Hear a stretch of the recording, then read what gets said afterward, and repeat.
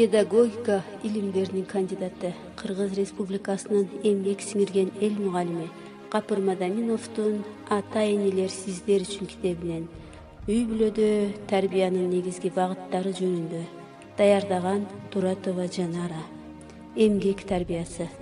Турмуш тиричиликке машыктырып тарбиялоо, эмгек балдардын ден соолугун бекемдеп, чыгармачылык сезимдерин козгоп, адамды калыптандыруучу чоң ролду ойнойт. Мектепке чейинки жаштан баштап балдарды үй тиричилигинде эң жөнөкөй жумуштарды зордоп, кыйнабай аткарууга үйрөтүүнүн мааниси чоң. Фридрих Энгельстин эмгек адамды жаратты деп айтканын эске алсак, ата-энелер бул маселеге көңүл буруусу зарылдыгы дагы бир ирет түшүнүктүү болот. Туура уюштурулган эмгек процессинде жогорудагылардан тышкары балдардын эрки, чыдамкайлыгы тарбияланып, тапкычтыгы өсөт. Ушинский эмгектин эки касиетин белгилеп кеткен. Эмгектин натыйжасы байлык, эмгектин адамды өстүрүүчү кудурети. Бизде айыл жеринде албетте балдар талаа жумуштарына аралашып өсөт. Ата-энеси үчүн чоң жардамчы күч.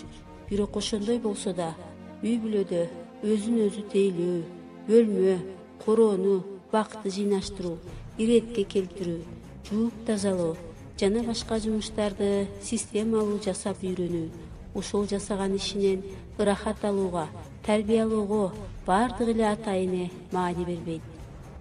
Бизде балдардын үй бүлөдөгү эмгегинде эки начар касиет бар. Балдарды өтө көп жумушка тартып, адап китеп окуусу, ойноп көңүл ачуусуна дээрлик убакыт калтырбайбыз.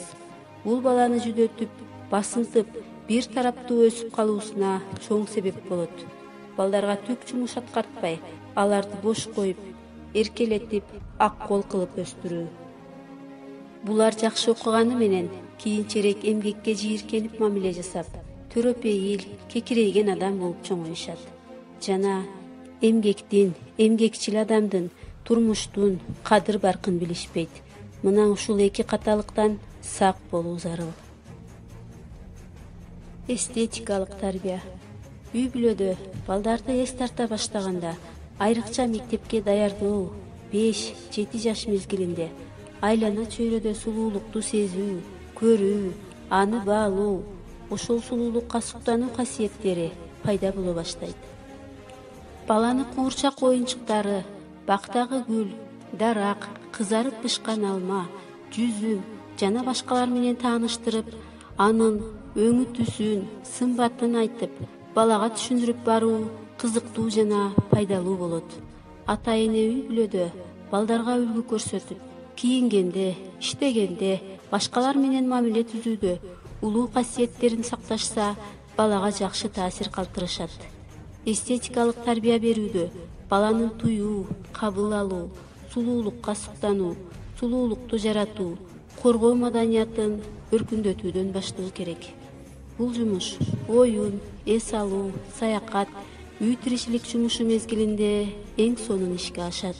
Оюнчуктарын, эмгек куралдарын, китебин аспиеттеп сактай башташса, бул демек балада туура түшүнүк тарбиялана баштаганы.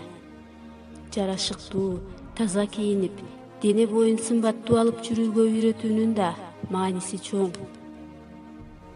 Мектепте айрым окуучулардын кийимдери ыплас, китеби жыртык, бут кийими тазаланбаган жана башка абалда көрүп, бул окуучу үй бүлөдө да тазалык, сулуулукка жеткиликтүү тарбияланбаганына капаланып кетесиң.